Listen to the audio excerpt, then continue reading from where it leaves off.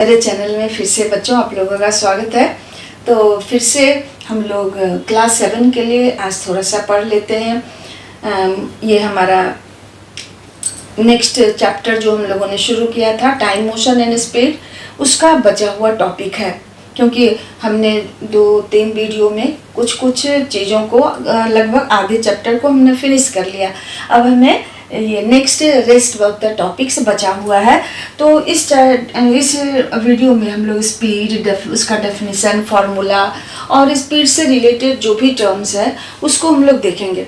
तो सबसे पहले एक टर्म देखिए जो कि आपके बुक में अलग से नहीं है, लेकिन वो फिर भी हमें जानना चाहिए, तो वो हम लोग देख लेते हैं। ये हमारा टर्म है डिस्टेंस। ठीक है, ये डिस्टेंस क्या है आप समझते हो, लेकिन अप्रोप्रिएट डेफिनेशन परहैप्स आपको ना आता हो, तो उसके लिए हम लोग देखते हैं इसका डेफिनेशन। कोई ऑब्जेक्ट अपना जब जगह बदला, चेंज किया, अपना पोजीशन चेंज किया, आप घर में हो, आप स्कूल जाते हो, तो आपका पोजीशन चेंज हुआ। तो इनिशियल पोजीशन आपका घर हुआ, फाइनल पोजीशन स्कूल हुआ, फिर स्कूल से लौटते समय initial position school, final position आपका घर हुआ।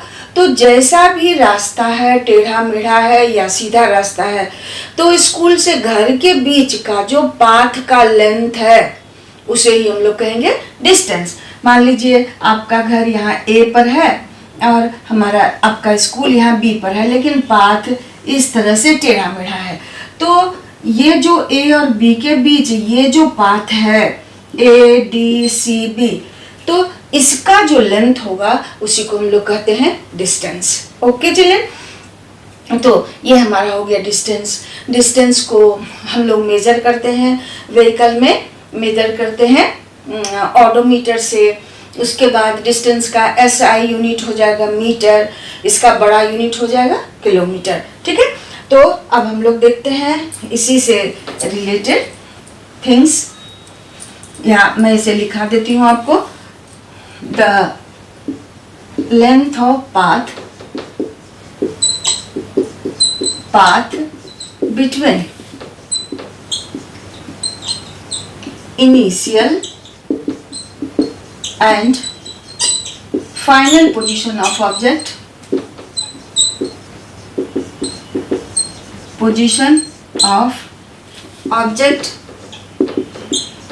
is called distance. It is measured by odometer.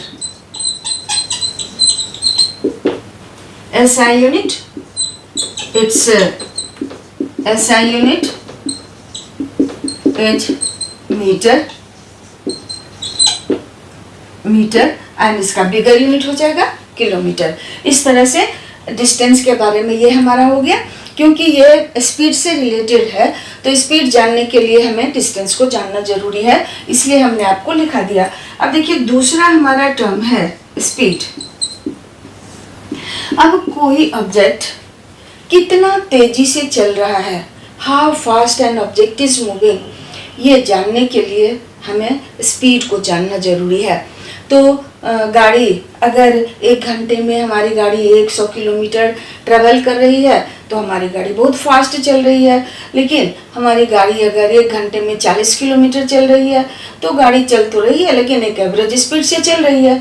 तो कोई ऑब्जेक्ट कितना फास्ट मूव करता है ये जानने के लिए हमें जानना होगा उसके स्पीड को।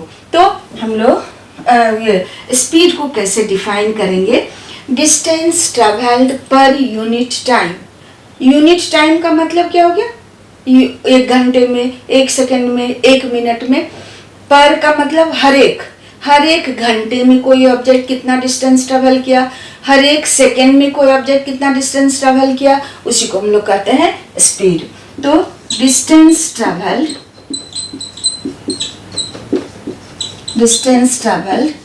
Per unit time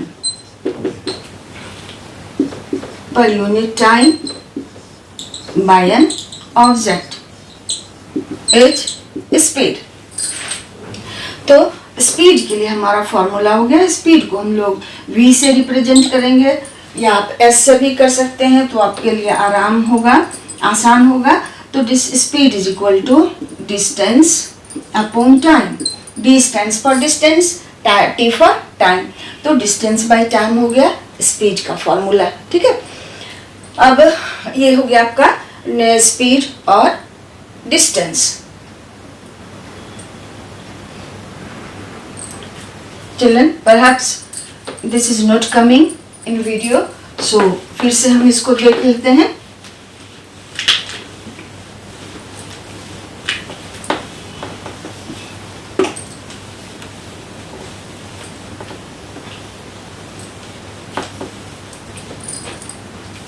speed is equal to distance by time, ये हो गया हमारा फॉर्मूला।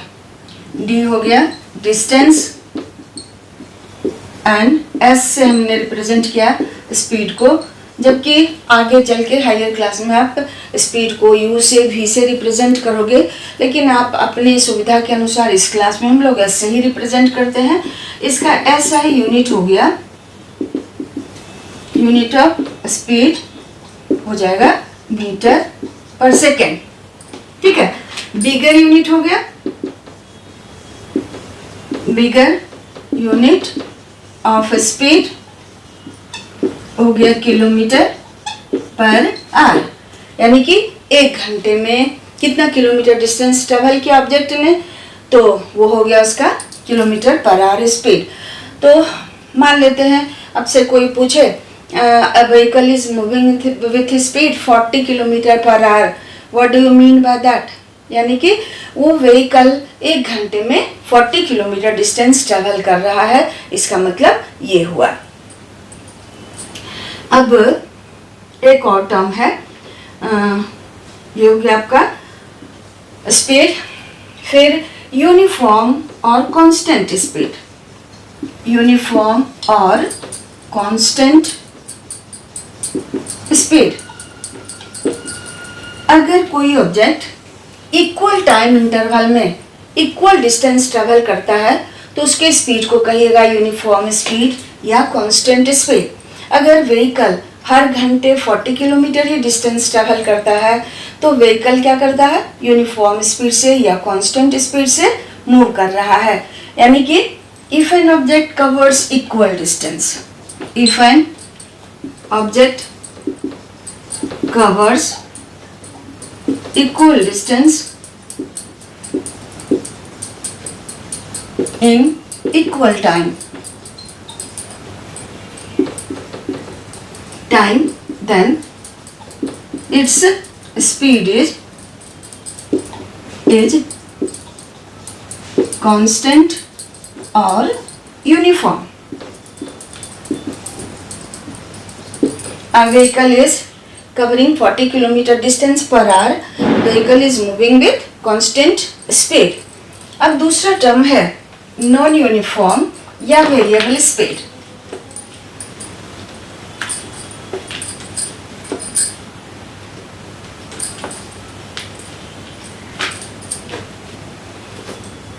नॉन यूनिफॉर्म और वेरिएबल स्पीड, ये क्या हो गया, अगर कोई ऑब्जेक्ट इक्वल टाइम में इक्वल डिस्टेंस नहीं ट्रेवल करता है तो उसके स्पीड को क्या कहिएगा, नॉन यूनिफॉर्म या variable. If an object does not cover equal distance in equal time interval then उसका स्पीड हो गया variable speed. If an object does not cover equal distance in equal time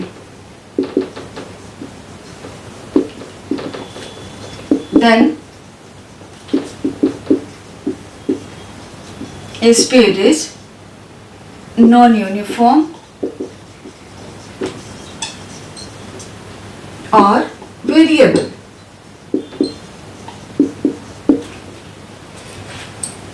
ठीक है,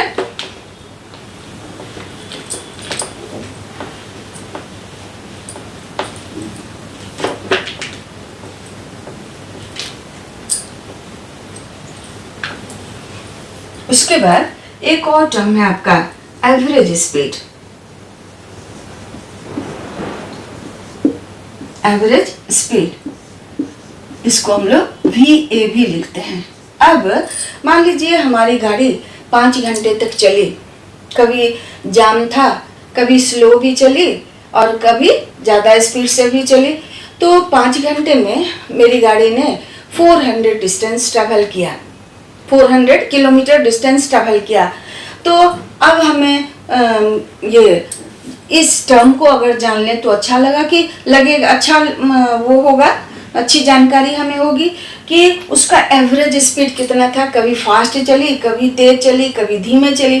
तो एज ए होल उसका average speed क्या था, कितनी स्पीड से हमारी गाड़ी चली, तो उसके लिए हम लोग एवरेज स्पीड निकालते हैं। तो ये क्या होता है, the ratio of total distance travelled and total time taken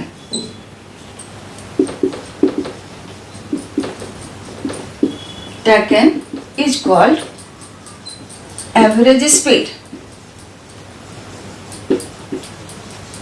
average speed, तो एवरेज स्पीड के लिए फॉर्मूला हो गया total distance by total time.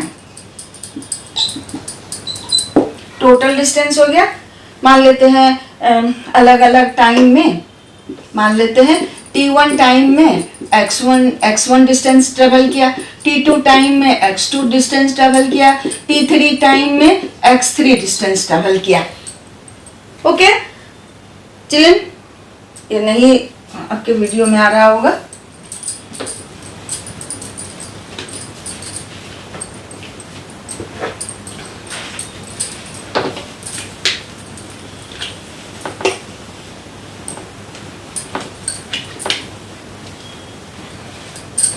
ठीक है, तो let in time T1 distance travelled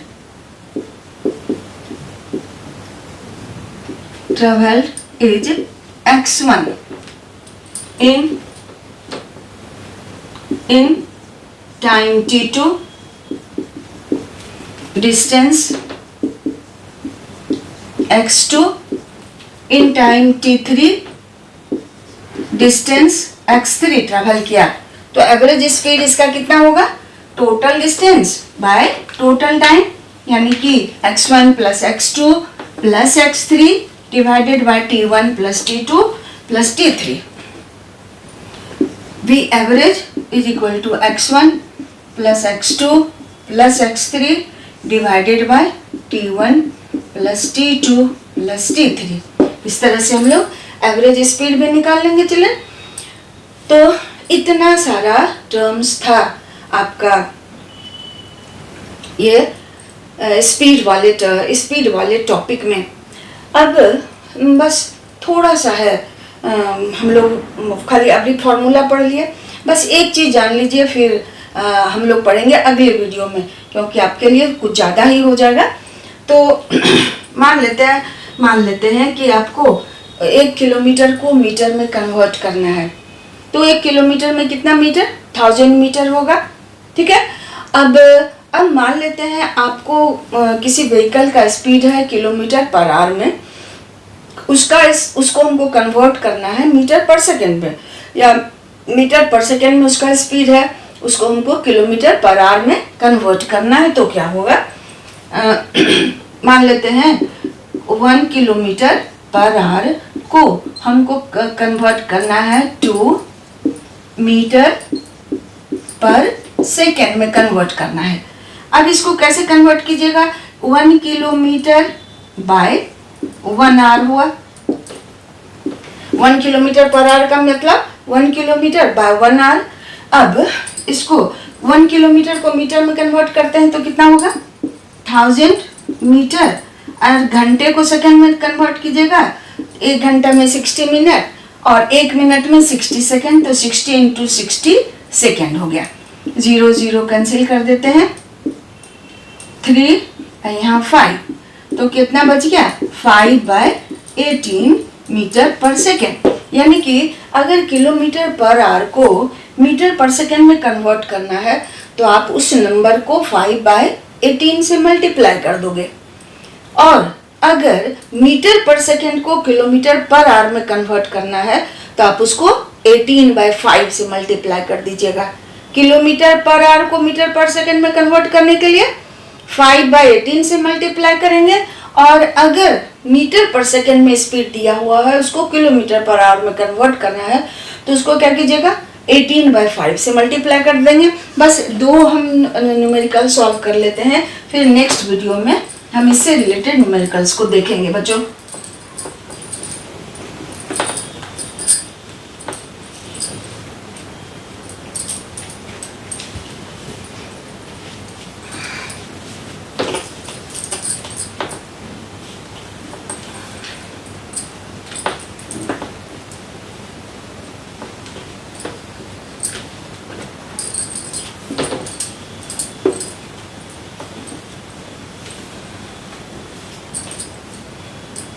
तो क्वेश्चन नंबर 1 हो गया,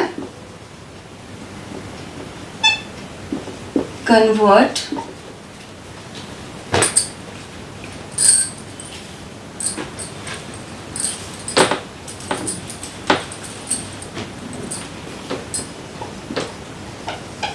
convert 72 kilometre per hour to metre per second. बस एक हम लोग सॉल्व करेंगे। अब ये हो गया 72 किलोमीटर पर आवर। इसको हमने क्या कहा था आपको कि मीटर पर सेकेंड में अगर कन्वर्ट करना है तो 5/18 से मल्टीप्लाई कर दीजिएगा। तो 72 इंटू 5/18, 18 4 जा, तो ये कितना हो गया आपका 20 मीटर पर सेकेंड। ठीक है, अब हम लोग क्वेश्चन नंबर 2 देखते हैं। Convert 100 metre per second two kilometre per our. तो यहाँ आपका है कितना 100 मीटर पर सेकेंड, और हमने क्या कहा था आपको कि अगर मीटर पर सेकेंड को किलोमीटर पर आवर में कन्वर्ट करना है तो 18/5 से मल्टीप्लाई कर दीजिएगा। 18/5